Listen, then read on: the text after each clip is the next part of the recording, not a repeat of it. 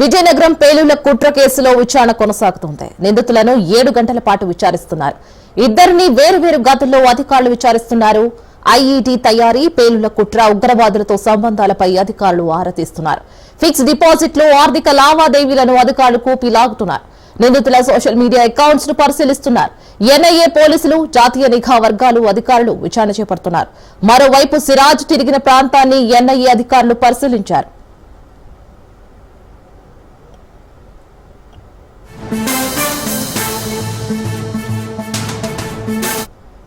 మరో breaking news చూస్తున్నాం. విజయనగరం పేలుళ్ల కుట్ర కేసులో విచారణ కొనసాగుతోంది.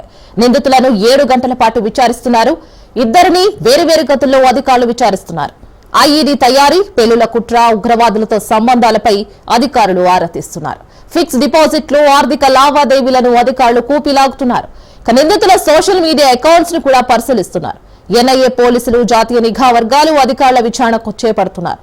మరోవైపు సిరాజ్ తిరిగిన ప్రాంతాన్ని కూడా ఎన్ఐఏ అధికారులు పరిశీలిస్తున్నారు.